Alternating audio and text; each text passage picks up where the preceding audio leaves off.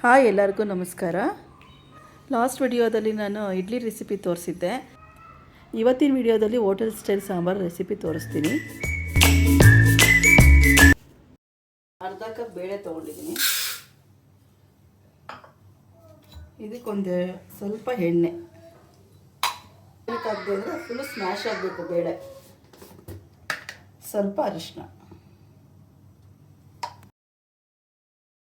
ಇದಕ್ಕೆ ಬಿಸಿ ನೀರು ಹಾಕ್ತಾಯಿದ್ದೀನಿ, ಬೇಗ ವಿಷಲ್ ಬರುತ್ತೆ ಅಂತ. ಈಗ ಒಂದೆರಡು ವಿಷಲ್ ಕುಗ್ಗಿಸ್ಕೊಳ್ತೀನಿ. ಈಗ ಬಾಣಲಿ ಇಟ್ಟಿದ್ದೀನಿ. ಈಗ ಡ್ರೈ ರೋಸ್ಟ್ ಮಾಡೋಕ್ಕೆ 2 ಸ್ಪೂನ್ ಕಡಲೆಬೇಳೆ, 1 ಸ್ಪೂನ್ ಉದ್ದಿನಬೇಳೆ ಹಾಕ್ತಾಯಿದ್ದೀನಿ. ಹಸಿ ವಾಸನೆ ಹೋಗೋದು ಸ್ವಲ್ಪ ಹುರ್ಕೋಬೇಕು. ಜೀರಿಗೆ,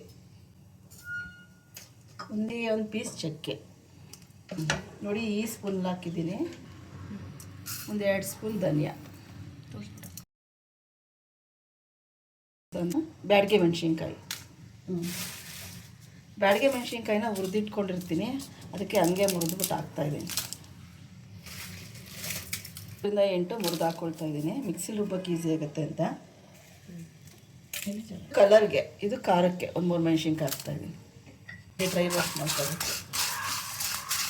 ಒಂದು 1/4 ಸ್ಪೂನ್ಗಿಂತ ಕಡಿಮೆ ಮೆಂತ್ಯ, ಕರಿಬೇವಿನ ಸೊಪ್ಪು ಸ್ವಲ್ಪ, ಎಲ್ಚಿ ಹಿಂಗು ಒಂದಿಷ್ಟು ತೊಗೊಂಡಿದ್ದೀನಿ, ಸ್ವಲ್ಪ ತೊಗೊಂಡಿದ್ದೀನಿ. ಒಂದು ಸ್ವಲ್ಪ ಕೊಬ್ಬರಿ, ಒಂದು ಅರ್ಧ ಹಿಡಿಯಷ್ಟು ಕೊಬ್ಬರಿ ಡ್ರೈ ರೋಸ್ಟ್ ಮಾಡ್ಕೊಂಡು ಹಂಗಾಗಿದೆ. ಇವಾಗ ಹಾಕ್ಕೊಳ್ತಾ ಇದ್ದೀನಿ. ಫಸ್ಟ್ ಹಂಗೆ ಡ್ರೈ ಪೌಡರ್ ಥರ ಮಾಡ್ಕೊಂಡು ಆಮೇಲೆ ಸ್ವಲ್ಪ ನೀರು ಹಾಕ್ಕೊಂಡು ಗ್ರೈಂಡ್ ಮಾಡ್ಕೋಬೇಕು.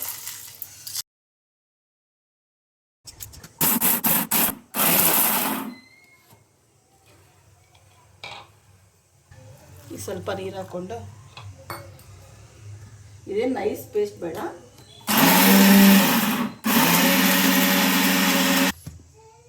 ನೋಡಿ ಈ ಥರ ಹಾಕ್ಕೊಂಡ್ರೆ ಸಾಕಾಗಿ ಬಂದಿದೆ. ನೋಡಿ ಈ ಥರ ಸ್ವಲ್ಪ, ತುಂಬ ನೈಸು ಬೇಡ, ತುಂಬ ರಫು ಬೇಡ, ಈ ಥರ ಮೀಡಿಯಮಾಗಿ ರುಬ್ಕೊಳ್ಳಿ ಸಾಕು. ವಿಷಲ್ ಹಿಡಿದಿದೆ, ಓಪನ್ ಮಾಡ್ತಾ ಇದ್ದೀನಿ.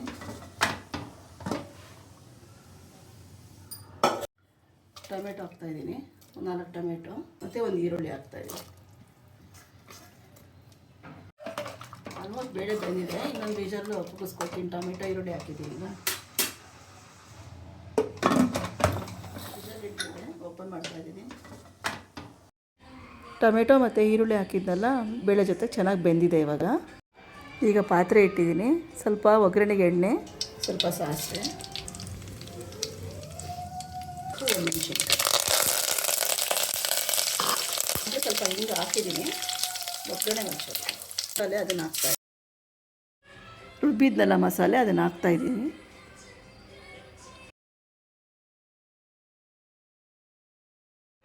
ಬೇಳೆ, ಈರುಳ್ಳಿ, ಟೊಮೆಟೊ ಬೇಯಿಸಿಟ್ಕೊಂಡಿದ್ದೀನಲ್ಲ, ಇವಾಗ ಒಗ್ಗರಣೆ ಮಾಡ್ಕೊಂಡಿದ್ದೀನಿ ನೋಡಿ, ಮಸಾಲೆ ಹಾಕಿರೋದಕ್ಕೆ ಹಾಕ್ತಾಯಿದ್ದೀನಿ. ಈ ಸಾಂಬಾರಿಗೆ ಬೆಲ್ಲ ಹಾಕಲೇಬೇಕು. ಬೆಲ್ಲ ಹಾಕಲಿಲ್ಲ ಅಂದರೆ ರುಚಿನೇ ಬರಲ್ಲ. 1 ಸ್ಪೂನ್ ಬೆಲ್ಲ ಹಾಕ್ತಾಯಿದ್ದೀನಿ. ಸ್ವಲ್ಪ ಹುಣಸೆ ಹಣ್ಣು ಹಾಕ್ತಾಯಿದ್ದೀನಿ, ಹುಣಸೆ ಹಣ್ಣು ರಸ.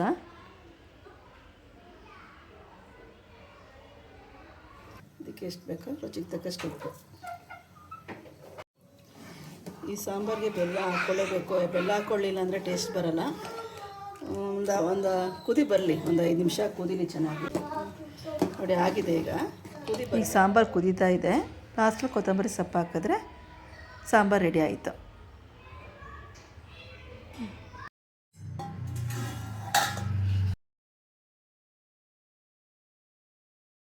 ನಾನು ಲಾಸ್ಟ್ ವಿಡಿಯೋದಲ್ಲಿ ಇಡ್ಲಿ ತೋರಿಸಿದ್ದೀನಿ. ಇವಾಗ ಸಾಂಬಾರು ರೆಡಿಯಾಗಿದೆ, ಇಡ್ಲಿ ಜೊತೆಗೆ ಹಾಕ್ತಾಯಿದ್ದೀನಿ. ಈ ಸಾಂಬಾರಂತೂ ತುಂಬ ಟೇಸ್ಟಾಗಿರುತ್ತೆ. ನೀವು ಹೋಟ್ಲಲ್ಲಿ ತಿಂತಿರಲ್ಲ ಅದೇ ರುಚಿ ಬರುತ್ತೆ. ಒಂದು ಸಲ ಟ್ರೈ ಮಾಡಿ ನೋಡಿ, ತುಂಬ ಟೇಸ್ಟಾಗಿರುತ್ತೆ. ಕಲರ್ ನೋಡಿ ಎಷ್ಟು ಚೆನ್ನಾಗಿದೆ. ಯಾರೆಲ್ಲ ಈ ವಿಡಿಯೋ ಫಸ್ಟ್ ಟೈಮ್ ನೋಡ್ತಾ ಇದ್ದೀರೋ ಅವರೆಲ್ಲ ಸಬ್ಸ್ಕ್ರೈಬ್ ಮಾಡ್ಕೊಂಡು ನೋಡಿ. ತುಂಬ ರುಚಿಕರವಾದ ಇಡ್ಲಿ ಸಾಂಬಾರು ರೆಡಿ. ಈ ವಿಡಿಯೋನ ಇಲ್ಲಿಗೆ ಎಂಡ್ ಮಾಡ್ತಾಯಿದ್ದೀನಿ. ಪ್ಲೀಸ್ ಲೈಕ್ ಮಾಡೋದನ್ನ ಮರಿಬೇಡಿ. Until then, thanks for watching.